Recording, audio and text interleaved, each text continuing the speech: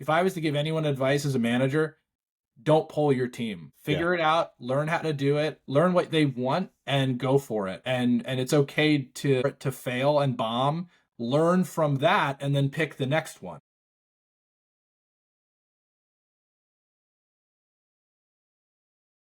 Hello and welcome to Work But Make It Human, the podcast where we explore antiquated workplace norms and talk about how we can bring them into these at least and make work a little bit more human.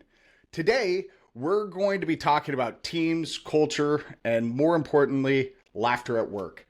My guest is Kevin Hubschmann. He's a founder of Laugh.Events.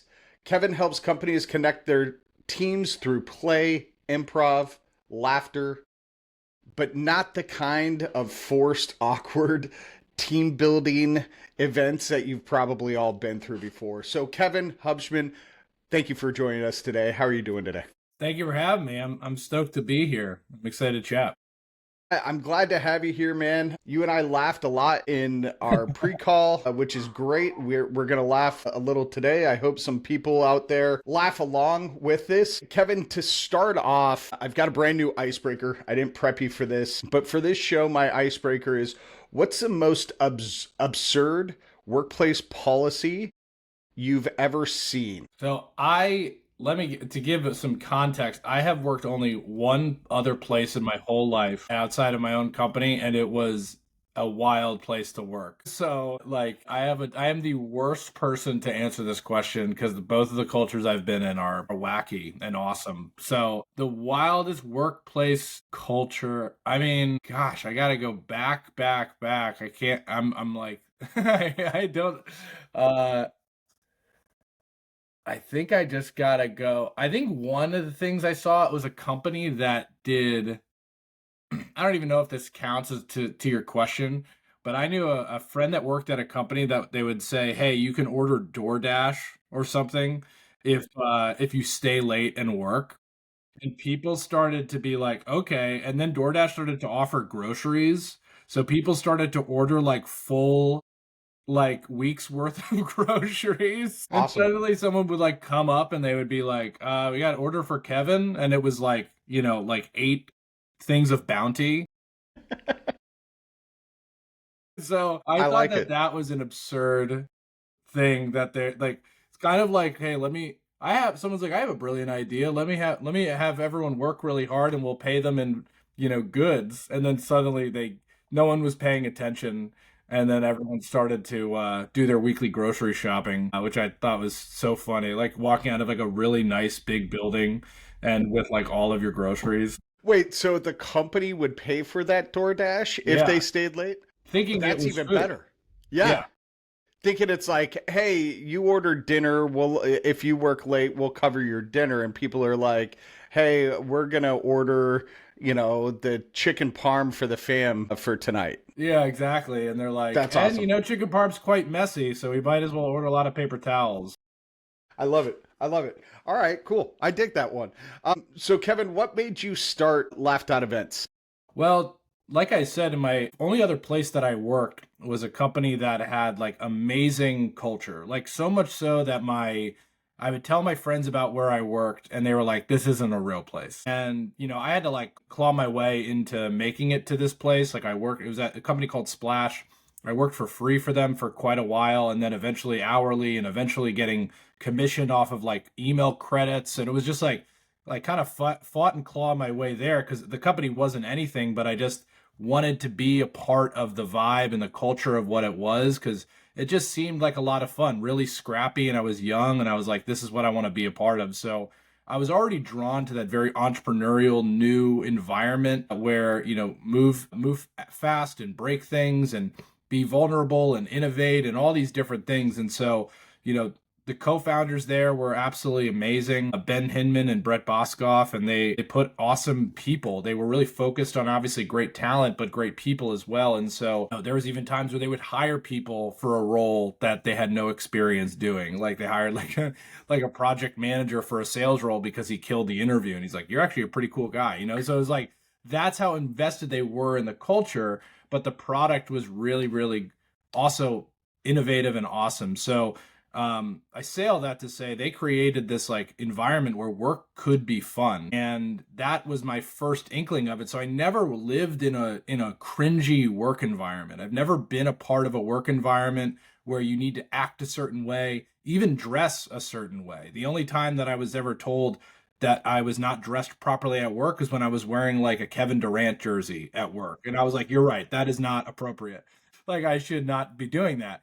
So like that's the extent of how bad it could be. But like other than that, it was like all focused on like every time we're doing an event, we're not just putting a card down at the bar. We're doing something that you've never done before. It's going to expand your brain. There's going to be a lot of reasoning behind it. And, there's, you might do like a sound bath, or we might go and bring in the guy who invented the MTA of New York came in and he gave a talk. And you just get, there was like all of these different unique experiences. And I just saw how important it was on the culture when you saw the leadership, namely Ben Hinman, the CEO, kind of take that wheel and every time treat the offsite that they did or the company event like it was his Super Bowl, and that every single dollar that was spent had significant meaning. And I thought that that was just like one of the things that inspired me of being like, okay, I think that I can continue to bring this as someone with a comedy background, loved comedy. I kept doing comedy throughout my time in New York City. While I was working at this company, I started throwing comedy shows at our office, and our office had a stage and lighting and sound. And one of the guys that also founded the company early there with me, he was our drummer and AV guy. So him and I were like having a blast, having people come through. And so we started engaged with this after work crowd too. So I started to see people, at my job enjoying their time. I started to see people after work liking comedy. But I also remembered back to when I was doing improv comedy training when I was younger in New York. And I just saw how impactful it was for me the next day at work. It had such a professional development impact on me that it really, these comedy skills were not trained to be a professional comedian, but training me to be a better professional.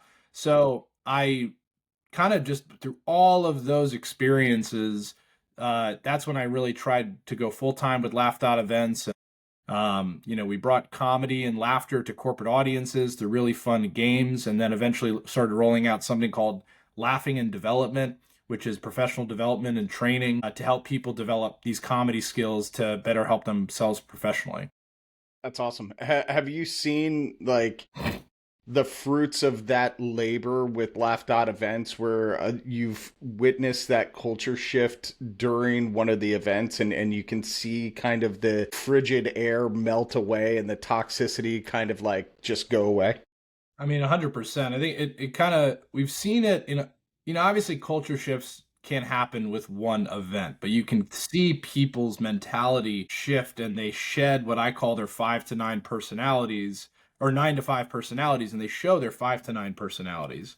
So I think that that is really what a great company event does, is that it takes the guard down so people can say, okay, I'm going to show you a little bit more of myself. I'm going to take my work mask off and I'm going to show you what my real face is like. And so yeah, anytime you're doing an event that results in people laughing, it really has that genuine impact. And I'd say there's two ways that we've seen that. One is like when we started off, we were doing virtual comedy events during the pandemic, which still to this day, we figured out virtual corporate comedy. They are amazing. I would even say that they're better than our in-person hosted comedians, just because everyone has to be like, there. Like you and I are in this call right now, dialed in on what this person's saying. There's no food in front of me. There's no distractions. My neighbor can't talk to me. You are so dialed in. You also have to pay attention. So anyways, I say that to say, everyone sat down and kind of focused up. And then we would get these post-event surveys that people were like, thank you so much for that. We needed that so badly. And the responses were not just like great event. It was like long, like, I mean, this was the pandemic, so everyone was in their fields. So it was like, but like these were long, really emotional testimonials of like, we haven't seen each other in so long, or work can be so transactional, and now we get to laugh, and now you gave us this moment. This is the best time we've had at work. So like that was the first time where we'd see actual like impacts we were having after the event and what people were feeling. And then when we started doing laughing and development, the more workshops and the things that we were doing that were really what I think is awesome for our in-person product of what we offer, because it's very engaging. We started to have people again do these post-event surveys where people were like, going into this, I felt, quiet, apathetic. We have to have them do one word, like quiet, apathetic, uninterested, all these kind of general vibes that you're just like, I don't want to do what my company's throwing at me. But they left feeling energetic, inspired, open to new perspectives. It was like, geez, this is really cool. Like, I kind of just was throwing something at a wall here, hoping it would work because it worked for me. And then to see it impact everybody. Since then, since launching Laughing in Development, we haven't had a bad event. And I'm not talking hyperbolically. We haven't. That's awesome. And that is the difference between, if someone wants to hire a comedian, which we do, and it's really great, and I highly recommend it, but there's something about like hire a comedian, a lot of things have to go right. People have to be watching, really paying attention. Whereas with these laughter and development workshops, we are engaging every single person. Nobody is not involved and no one can really opt out. And if you opt out, it kind of looks strange and you realize that you shouldn't opt out because it's easy. And you kind of feel like you were a part of something, but more importantly, you feel like you were a part of something bigger than yourself. And that gives you more like data for you to go into the workplace the next day and listen better, communicate with your teammates, collaborate, and there's a lot of wonderful things that come as a result of it versus like a really ephemeral, murder mystery or, entertainment or whatever it might be, which everyone opts in for. So we're just trying to be something that blends that team building, what you're doing with, hey, we're really going to get something out of it. Right on. So when you walk in the door, say it's in person or even virtually, right? What tells you if the team has a culture issue? Like what are some of the things that jump out at you that you notice about a company, whether the team's culture is headed in the right direction or a little bit off? I'd say that there's a few signs. It's obviously hard to tell just by that. I wish we had the ability to be like dogs, like sniff their and know what the body temperature was like. But the idea is like, I think when you have a very like a manager that's like, hey, everyone do this and get in line and kind of this is what we're doing. And I actually always like to watch the manager to kind of see, is this person, we need someone to help wrangle everyone in. So that is really important. But now, are they amongst everyone else or are they still in a managerial role? And I think that is a very telltale sign of a culture when you have this manager that did a great job by bringing us in, great job by wrangling everybody up and getting them away from their computers and off their phones. But now are they falling into line and are they following the yes and principles of improv and removing their hierarchy from the group? I think that's really important.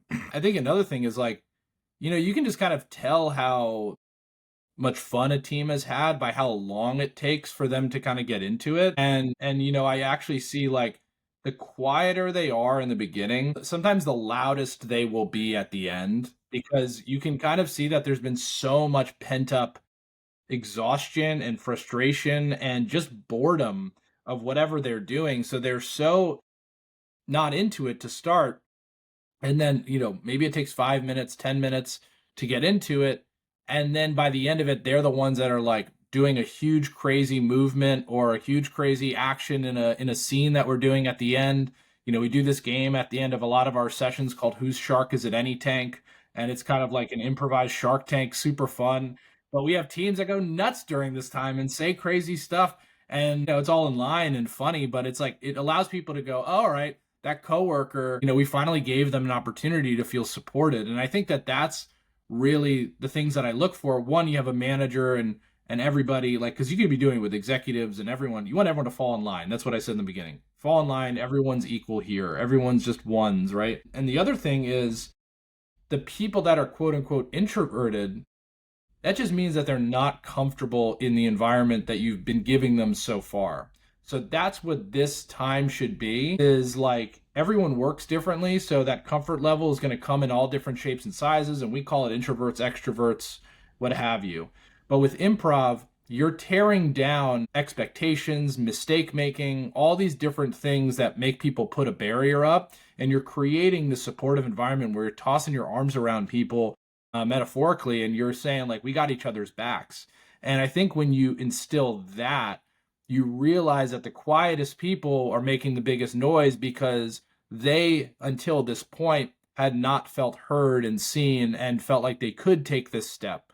So I think that it's rather like, is a culture broken? Is like, I think in the first part is like, oh, you're making like, I already respect you a lot if you've chosen us, because this is something that you really are making a thoughtful choice by choosing us. So to say, like, can I tell right away? No, because I already put them in a better bucket than the people had gone with something way more like, you know, confetti like. Um, so those two things thereafter, like, how does the management act, and then, how do the quietest people act? How do they act towards the end of it? So how, I mean, improv can get a little pointed at times, right? And so how do you ensure that this is a psychologically safe environment for everybody that participates? So we do like, we try to build that psychological safety in the first 2 to 3 games that we're doing. Everything that we're doing is like, there's a number of warm-up games. Like, the structure that we usually kind of look at is like warm-up games where it's the whole group, then break off to 2 or 3 people, then break off to 5 to 7 people, then maybe we'll break off to bigger groups after that. But the idea is, like, how do we create this psychological safety in the beginning where, like, you're seeing your partner next to you do something, they're asking you to do the same thing, you do it, realize it wasn't that bad, then the next person does it, and you realize everyone's kind of in on this.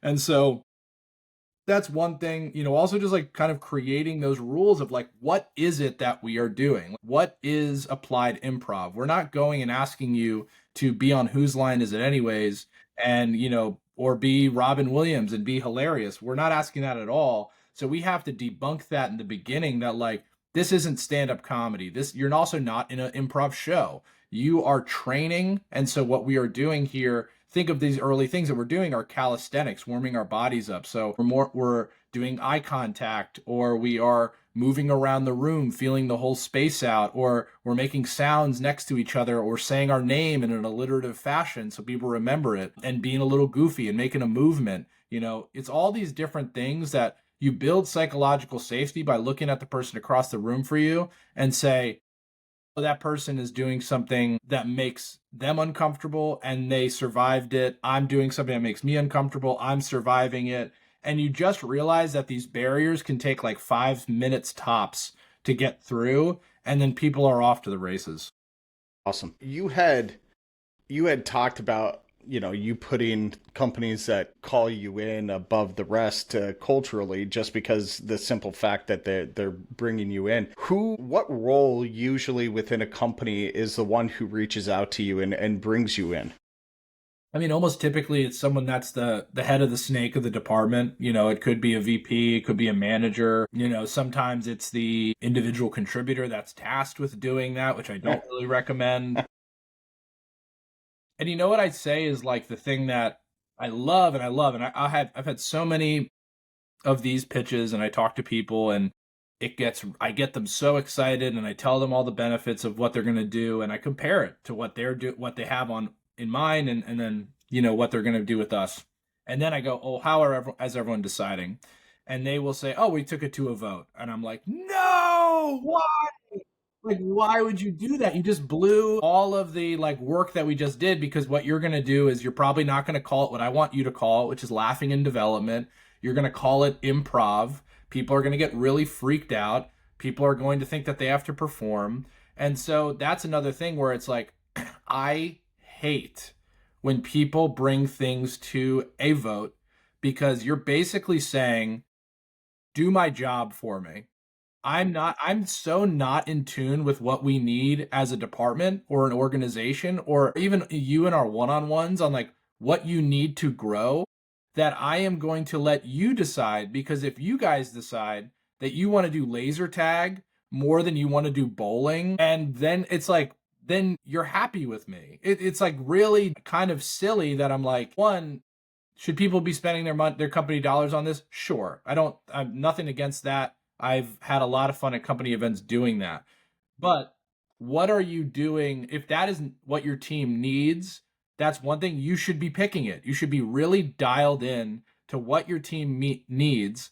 You shouldn't be putting work on people to be like, what are you going to like? What do you get? The amount of things my old CEO made me do that if he had told me to vote on it, I would have done none of them, not one of them. Yeah, And so like, exactly. and I think that that is such a critical thing of like, we are giving a lot of the decision making over to the individuals that you're supposed to be leading. And so I think that that's a major, major problem with people. That's why I'd say I bring them above everyone else because I'm obviously biased because I want them to work with me. But two, they're not saying like, yeah, we took it to a vote. Hope it works out. It's like, well, did you like you're going us against like a beer garden or a boat cruise or a murder mystery. I'll say it again. It's like we lost one time in a virtual comedy event that we did to like a bottle of wine. So Wow. they're like, oh yeah, instead of like having a team bonding comedy show where we're using our company's lingo and learning fun facts about each other and getting to know each other better outside of work, let's send everyone a nice $50 bottle of wine. And you're like, what a huge miss you had to create a memory and a Massive. moment and like have your company there because that wine's going to be done. It's a very testy thing for me that you just brought up because I've always wanted a platform to be like, if I was to give anyone advice as a manager, don't poll your team. Figure it out, learn how to do it, learn what they want and go for it. And it's okay for it to fail and bomb. Learn from that and then pick the next one. You do have a job and you should take it seriously. I mean, in my mind, why not combine the wine with learning, laughing, and development? I mean, what a better way to get people to laugh than put a bottle of wine on their desk at the same time, right? That's also how I pitch it. I go, we should be looked at this like it's peanut butter and jelly, and I think we should be, there's because after people do our sessions, the energy is insane. Oh, People I have bet. like this crazy energy. They're social. They want to talk to each other. So it's the best thing to layer on top of going and doing a murder mystery or going and doing, a boat cruise or going to a happy hour. Like you're way more likely to go and talk and converse with your teammates and learn a little bit more about them and shift into that 5 to 9, world that you're both in once you've already broken down all of the vulnerabilities and the masks you've taken off. And so I always encourage people like, hey, if you're going to do this, I also encourage you to do this before you're going to do something even maybe more fun with your team, like going out to dinner or whatever that may be. And I think it's about sharing connection. Like, what is that event that's going to make a human to human connection? I like to use our services as a way to prep people. It can be an appetizer, it can be the full course, but it can be a great appetizer on your way towards something that people, maybe want to drink and eat and enjoy each other's company. And so I think it's a great compliment.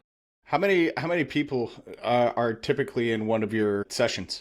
I'd say like our sweet spot. I mean, how many people typically can range? I did a keynote the other day for like 500 plus people. So like that is a different format, but like, then we do it in the hundreds. But then the ones that are like where we're just dealing with the department or manager, it's usually like 25, 30 people. And those are kind of those commonalities of teams that you see. Anytime we do outside of that keynote where, I'm on stage and, weaving in games that we're doing, bringing people up when it gets into that 100, we always like to bring in multiple instructors so that the student to teacher ratio is always really solid. We try to never make it more than like 30 to 1. Ideally, it's even like 15 to 1, but obviously people's budgets are, what they are. So the idea is like, we always want to make sure if it is supposed to be very immersive and instructional and it isn't in that larger range, to always try to make sure there's enough students or enough teachers to match the amount of students that are there. Right on. Awesome. So, in prep for this, Kevin, I spent a lot of time on Reddit and I found a user story on the workplace sub on Reddit that I thought was a good one for our conversation because it talks about a team building exercise. And kind of the chaos that went away around that. I'm going to read my synopsis of this case study here, and then we're going to talk a little bit about it. So, in this one company that this user submitted, leadership ran one of those personality color team building exercises. Each employee was labeled a color: red, blue, green, yellow, based on an assessment they took. And we see these assessments all the time, whether it's predictive, I forget the name of it. Predictive intelligence, I think it is. I don't know. Or culture index. Oh, predictive index, culture index, whatever. So anyway, back to the story. Then everyone walked around the room and put stickers under their coworkers' names, guessing the colors that they were. Leadership said it would help people understand each other and bond. According to this user, people felt judged and pigeonholed and exposed. One of their coworkers even said it was humiliating to them. So instead of bonding, created tension and frustration. And I'm wondering, Kevin, have you come in after these kinds of exercises, where something has gone this horribly wrong, and then you are like the one to come in and back cleanup? I mean, so obviously it's never like we're never going in after someone's done a team building exercise. No, very rarely are people innovative enough to say like, let's merge a lot of the stuff that we're doing, even though I think that would be really helpful. They like to kind of spend all their budget in one place. But what I will say is like we have a lot of companies that come up to us and be like, we did this and we had a horror story and we can't do it again. And that's actually hurt us sometimes because when we're doing just like comedy entertainment, people be like, we've had a comedian and it didn't go well. And it's like, crap. But what makes us different is we do a lot of prep, but the events are about the company. So it's not about like, someone's comedy club material. But, what I would say is like, when I hear that testimonial, it's what that company did was obviously not build psychological safety for everybody, but it's like they made assumptions about people. Like the whole idea of what we do with laughing and development is you're not making assumptions about who people are. You're actively listening, you're staying in the moment, you're creating a human connection, and you are kind of trying to learn about them through the way you would learn about a stranger, not about previous behaviors. You're actually supposed to be taking all previous behaviors and throwing them out the door. You're almost supposed to not even bring anything into these events outside of like, hi, I'm Kevin, you're Jim, we're showing up. And today I'm kayaking Kevin and you're jumping Jim. And that's how we started off this session. And that's just about as much as you know about me. And so we'll do other games where it's like, hey, I'm going to tell you a story, then you repeat my story in my own words and through your own perspective. Or, you're going to tell me something and I'm going to react to you in a really positive way and give you a lot of validation and feedback. Or like, hey, we're going to go and we're going to do a game where we're not allowed to use the words no, but, or, only yes and when we're communicating with people. So it's like our goal of our events is to focus on how do you build that trust? And that trust is going to be built through creating like these baselines of like empathetic communication, active listening, support, also like throwing out assumptions like that you are this person because of what I know about you. And that I think is just the most messed up thing about what you just shared is like, these people who, I remember that's like what I talked about. That's their 9 to 5 personality. And you're kind of like putting a mirror in one way, maybe it's good, right? Your people are going, man, that's how I'm perceived. That's gonna be traumatic enough of an experience that I'm going to change how I'm perceived because I'm so stuffy.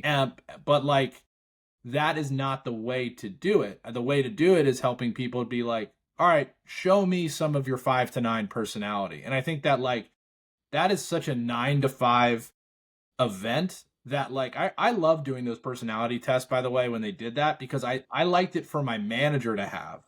I didn't want my coworkers to see what it is, and I didn't want them because I'm not just chalked up to a color, but if you have a map for managing me better, I think that those personality indexes are fantastic because it's like, hey, micromanage me or don't micromanage me, or like know how far you can push me. I just watched Miracle, by the way, and they did that personality test, and they Yes. and I watched it for the 100th time, but I watched it as an adult, and it was like I did that personality test to know how hard I could push them.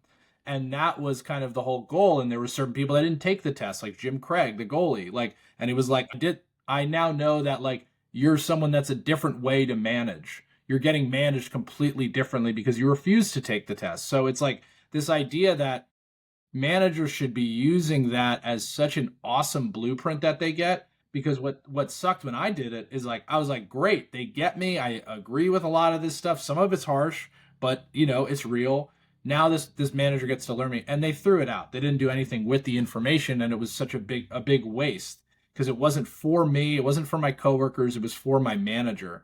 So that's what I would say of that experience is like that event was not for your employees, and you want people to get to know each other better. Get them in a level playing field with one another where work is not a part of the equation, and it's just about trying to connect with people in a human to human way. I love that. One of the things you've talked a couple of, or mentioned a couple of times is the difference between that 9 to 5 personality and the 5 to 9 personality. Walk us through that a little bit, just so the people listening understand. I mean, I think it's pretty self-explanatory, just based on how you're phrasing it, but walk us through that a little bit more. There's actually a great sketch that I made to encompass this. It's on our website, laugh.events. And I'll link that in the notes just for anybody. Yeah, I think it's towards the bottom of the thing, but basically the sketch starts out of like I am in my button down and a shirt and a vest, and I'm interviewing someone, and the woman's in the female actress is like, how I want my company to care about me, and I go, we invest in laugh events, and then I change into a Greatest Showman outfit like a snap, you know, and my outfit changes from my 9 to 5 personality into what my 5 to 9 personality is, which is this Greatest Showman, the guy that kind of goes out and is able to showcase his skills to everybody and get everyone engaged and whatever it might be. That's what I looked at as my 9 to 5 personality. Then you see throughout the sketch that the people that are working for the company, when they switch to their 5 to 9 personalities, they're in really fun outfits and they're really being themselves. And so it's the idea that like we have this 9 to 5 personality. My whole career when I started was, Kevin, you now need to be taken seriously. You are in the work environment. Time to grow up. And so I was like, you're right. That's everything I heard from everybody. So it was 9 to 5 personality. That was what I looked at myself. I didn't call it that until later. And when I changed, it was when I had a new manager. I'd been working for about 3 or 4 years. New manager came in. He listened to my call and he turns to me and he goes, I need you to be less salesman and more Hubschmann. And that was the moment where my boss gave me the permission to bring in some of my personality that he saw when we got drinks after work. You know, that he saw when we left and we got lunch, that he saw when we were just texting about whatever. So this was this idea of like, I'm not saying be that guy, you know, especially even as it gets later in the night of your 5 to 9. But like, who is that person that you are on the weekend? Like, how can you share that with people? And so that's why we love using applied improv as the base of laughing and development, is because that's the best way to connect with one another in a work environment. And you're able to say, well, my 9 to 5 is irrelevant here, and who I am in my 5 to 9 is going to be the most relevant to you. And my goal is to start inching a little bit more into from my 5 to 9, taking it and putting it into my 9 to 5. And the reason is because that's how you show your authentic self, and you start to take this mask away.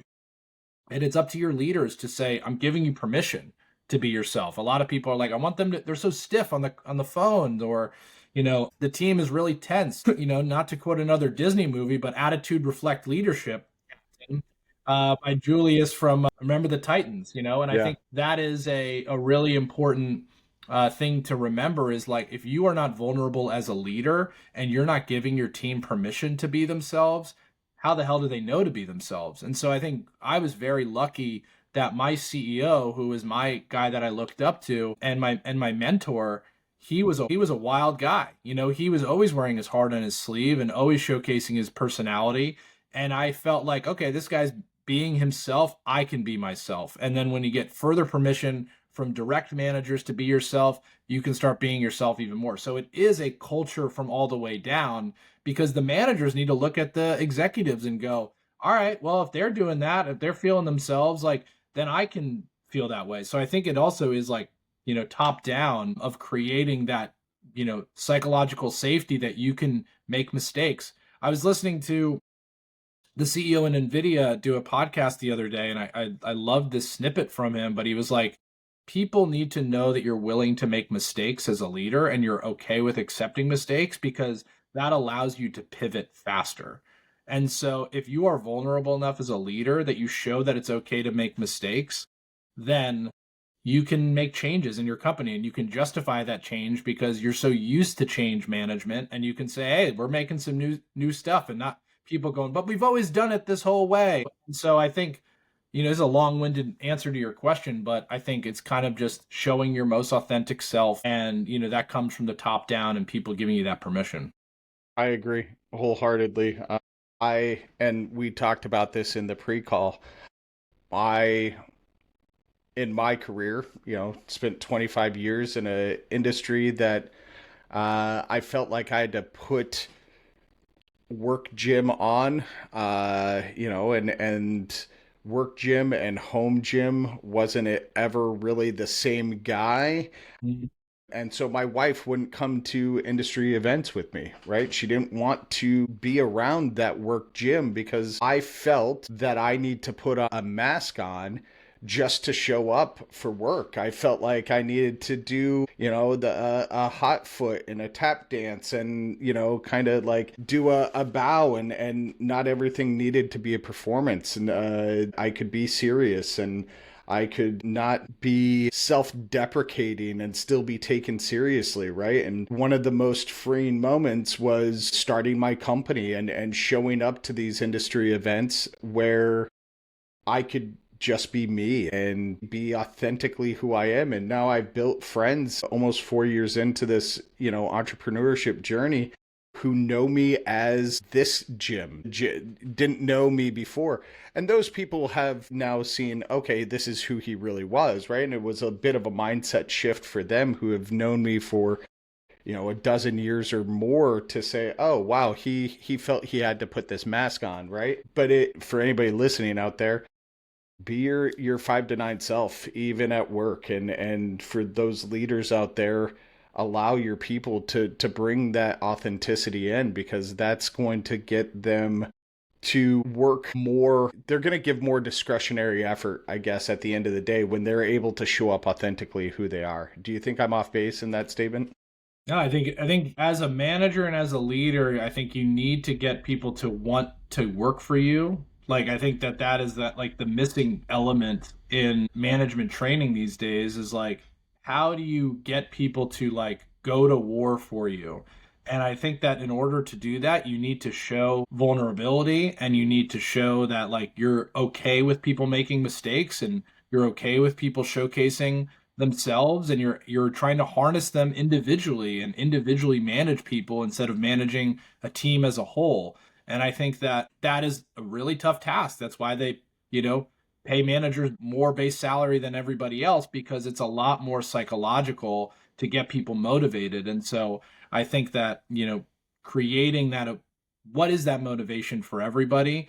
But I think that ultimately it's a long-standing culture thing, and it's not something that you can say, "Great, do it now." It's it's something that needs to be consistently implemented, and I think that people need to be trained on their emotional quotient more than anything these days. And whether that's managers being trained to tell their teams, or teams doing full trainings consistently, but it's creating that culture of what we care about and why we invest in this stuff. Awesome. So, Kevin, as we look to start wrapping this up, if somebody were to reach out to you through the website or wherever you prefer, what's the process like of setting up an event through you? Yeah, so we have every team complete a pre-event survey that helps us understand like what's the department? What's the industry? What is the company looking to kind of, what are challenges they have right now that they're looking to overcome? So we try to just get a real baseline of who the organization is that we're working with. Next thing that we do is we ask them to rank all of the different outcomes that could happen from this event. We give them about 12 outcomes. And we try, it's a very hard thing to do because everyone's like, I want all of these things in here, but it's really saying like, what are the 12 outcomes if you can rank them? And then, what is this event? Is it team building? Is it fun? Is it professional development? Is it management training? What is the ultimate goal? So, and it can be multiple, but the idea is we take all of this information and we create custom curriculums for teams to explore and review so they can get an idea of what the experience will be like. And that's our process, is really getting people comfortable with saying this is what we're doing, and then we go in and we make it happen. And it's as simple as that. We're in 30 different cities across the country, and we're able to kind of go out to your offices. And we also like to encourage people. They're like, great, do we go to you or do we go to a studio? And I say, hey, let's go to you, because it is also sort of like an immersion therapy. You're doing this activity and you're doing these skills in the same place that you're making serious decisions. So Right. you need to kind of know that this is an environment where you can make mistakes and you can be vulnerable. So that's always what I encourage people, is like, let us come to you, and let's even do it in the same place that everyone walks through every day. I love that last part there, and I've made the mistake, and a lot of others do as well, setting up learning and development sessions, workshops, etc. And they say, oh, let's pull it off site because then you won't have your day-to-day distractions. But I think what you just said is very important, is you have to learn how to get through those day-to-day distractions in order for this to sink in, right? It's one thing if you go to the Hilton, ballroom and you do this event and everything is the most pristine condition possible. But what happens when you are back in the office, or you're in your facility, whatever kind of facility you're in, and the phone's ringing off the hook while you've got an employee who's coming in wanting to ask questions, while, your shipping and receiving is going off the rails. That's really what you have to learn how to balance. And so I love that you want to take it to people, not bring them out of those environments. Yeah, I think it's also another idea of like, okay, we are exiting the amount of movie references and show references we've had here, but like you're outie, right? Like what's that, the Severance show that everyone Yeah. is loving, like that's exactly what that is. Like people leave the office and they're like, I'm myself now. It's like, what a terrible, toxic environment to create, that it's like, we can only do these things once we've left the office. Yes. And I Yeah. think that is like what needs to be stopped. And also, you know, it's just something that it's just also important, because also if you're a department and you see other departments watching you do these activities, like what are they doing? It gives them to be like, okay, maybe that is what we also want to do, and be a little bit more silly and fun and let our guards down a little bit. I love it. I love it. So thanks for sharing all of this, Kevin. From my experience in my industry and doing what I have done, I know that a lot of people get team building wrong. It's forced events, it's forced participation, measuring the wrong things, it's encouraging the wrong behaviors. So thank you for showing us that there is a better way to do this, one that actually connects people together and improves their culture through the process. So thanks for showing that. Kevin, how can people get a hold of you if they're interested in setting up a session? Yeah, so laugh.events is our website. That's the best way to get a hold of us. It's the domain is .events, so laugh.events. And then we have a great newsletter if people want to just get subscribed to that talks about using comedy skills as in the professional world. It's called laughrx.laugh.events. And yeah, and feel free to connect with me on LinkedIn too. I do individual coaching and stuff like that, keynotes, and that's Kevin Hubschmann on LinkedIn. Awesome. Kevin, last question. How can we make work more human? Just what's your advice to anybody listening on how to make work more human? I think if I was to give any advice to anybody from this, is what I said earlier, whereas eliminate the words no, but, or when you're talking to people, and try to have every conversation that you're having validate someone by saying yes, and connect what they're saying to your thought by saying and it could be, you could be against what they're saying, it could be for what they're saying. All you're trying to do is validate the person, connect with that person, and you are going to make people go, that person's listening to me. We are now in that human connection. So if I was to give anybody one lesson, no butter or leave it at the door. No butter or leave it at the door. I love that, Kevin. Thank you, everyone, for listening. If you've got a messy or painful workplace experience you want future guests and I to break down, please reach out to me at jim.mayer@themfgconnector.com. You can check us out at themfgconnector.com website. Kevin Hubschmann, thanks again for joining us. This has been an awesome episode. I laughed. I hope other people laughed. We brought out a lot of Disney movie references. It was phenomenal. So thank you very much, man. I appreciate your time today. Absolutely. Thanks for having me. Thanks, everybody, for listening. That's it for today. I'm Jim Mayer. See you next time on Work But Make It Human.